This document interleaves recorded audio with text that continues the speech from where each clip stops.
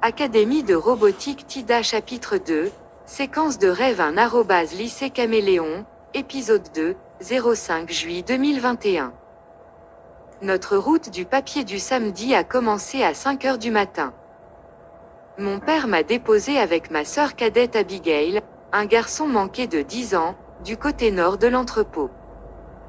Mon père avait temporairement garé son camion devant le siège de Kokomo Beach News, avec les véhicules d'autres livreurs de journaux. Abigail a grimpé dans le lit du camion et a jeté nos vélos. Elle a dit que c'était trop lent autrement. Il y avait des bosses et des égratignures sur nos deux vélos à cause de cette pratique de la sienne. Elle a sauté, a claqué le haillon et a fait signe à notre père de décoller. Nous avons emmené nos vélos à l'entrepôt et les avons appuyés contre un mur. J'ai suivi Abigail dans le bâtiment. C'était son idée d'avoir un itinéraire papier.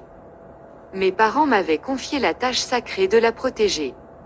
J'avais accepté d'aller à TIDA Robotics à cause de la tâche tortueuse de s'occuper d'Abigail. Ce n'était pas qu'elle se comportait mal, c'était qu'elle était un garçon manqué de part en part. Elle était physiquement plus forte et plus rapide que moi.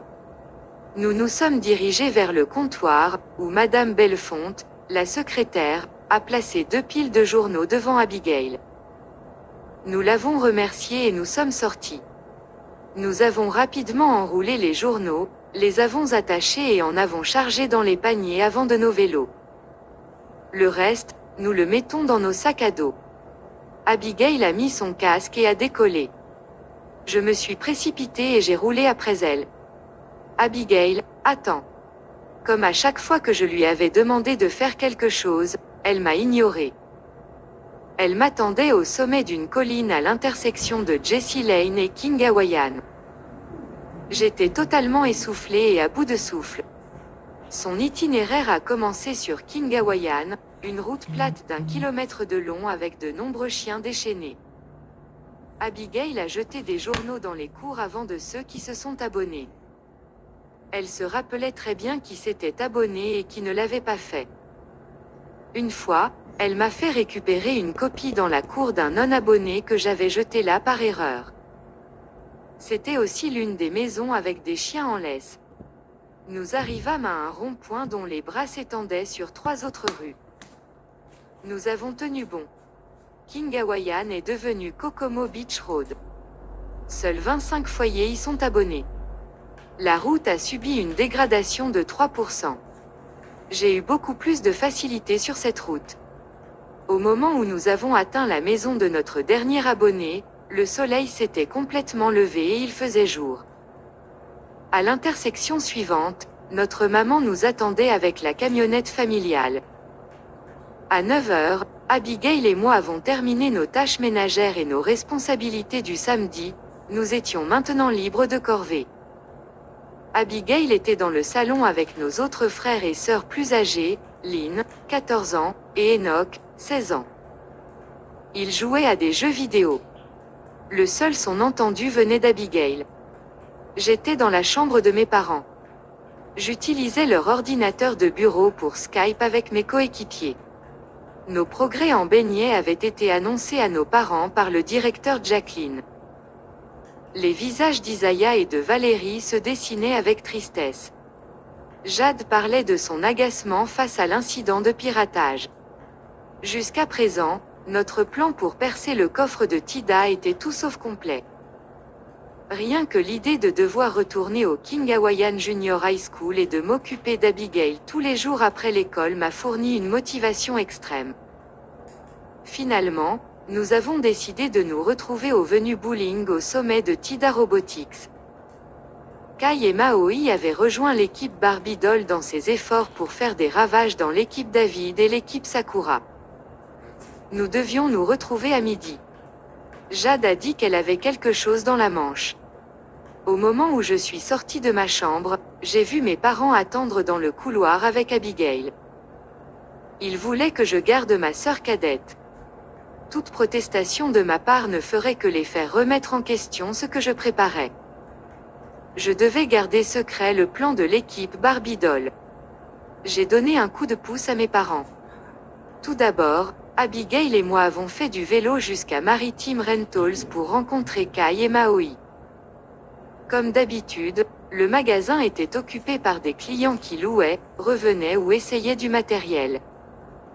Nous nous sommes dirigés vers l'arrière-salle, où Kai et Maoi nettoyaient les locations rendues.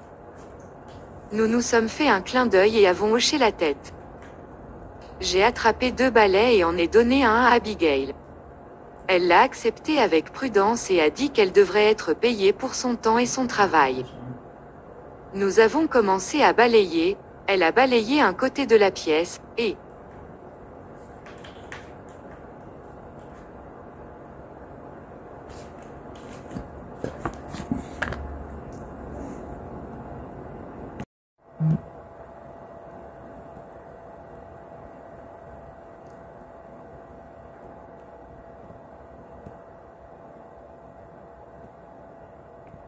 Académie de robotique TIDA chapitre 2, séquence de rêve 1 lycée Caméléon, épisode 2, 05 juillet 2021.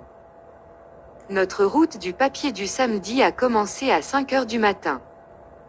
Mon père m'a déposé avec ma sœur cadette Abigail, un garçon manqué de 10 ans, du côté nord de l'entrepôt. Mon père avait temporairement garé son camion devant le siège de Kokomo Beach News, avec les véhicules d'autres livreurs de journaux. Abigail a grimpé dans le lit du camion et a jeté nos vélos. Elle a dit que c'était trop lent autrement. Il y avait des bosses et des égratignures sur nos 2 vélos à cause de cette pratique de la sienne. Elle a sauté, a claqué le haillon et a fait signe à notre père de décoller. Nous avons emmené nos vélos à l'entrepôt et les avons appuyés contre un mur. J'ai suivi Abigail dans le bâtiment. C'était son idée d'avoir un itinéraire papier. Mes parents m'avaient confié la tâche sacrée de la protéger. J'avais accepté d'aller à TIDA Robotics à cause de la tâche tortueuse de s'occuper d'Abigail. Ce n'était pas qu'elle se comportait mal, c'était qu'elle était un garçon manqué de part en part. Elle était physiquement plus forte et plus rapide que moi. Nous nous sommes dirigés vers le comptoir, où Madame Bellefonte, la secrétaire, a placé 2 piles de journaux devant Abigail. Nous l'avons remerciée et nous sommes sortis. Nous avons rapidement enroulé les journaux, les avons attachés et en avons chargé dans les paniers avant de nos vélos.